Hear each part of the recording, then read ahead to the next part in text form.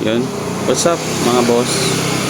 So yun, kung nagmumubit ka or lalamove or pang daily use yung motor mo, tapos na ilusong mo sa medyo malalim na baha, nangangamba ka kung pinasok ng tubig yung gear oil, di kaya engine oil mo. So ito yung gagawin mo.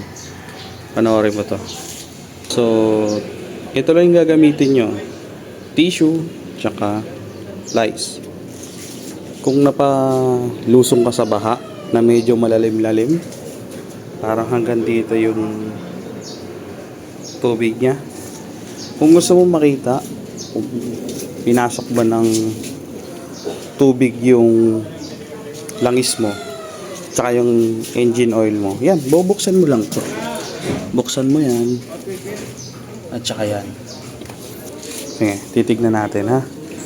Bubuksan natin.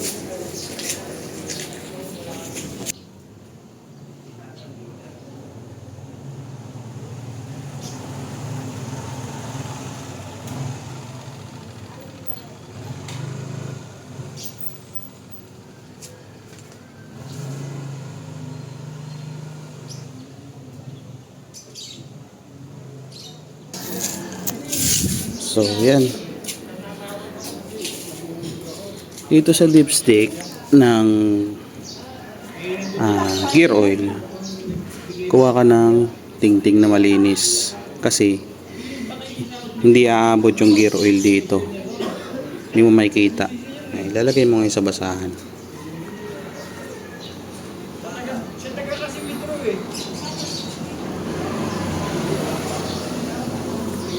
Yan. Yan, masahan na, tingting na malinis. Tut-tut mo ngayon dyan.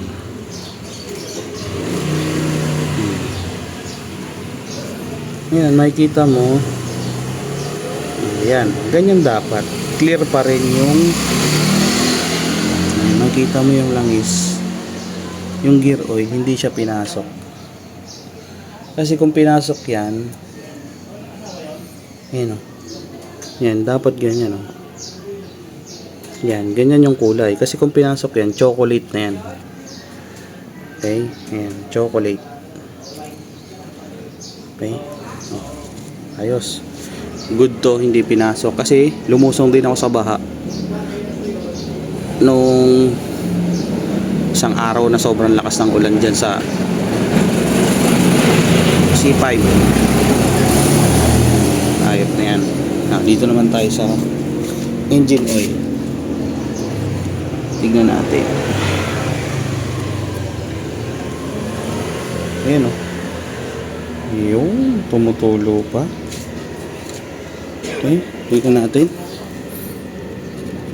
Yan, safe na safe. Hindi chocolate. Good. Yan, sana may natutunan kayo.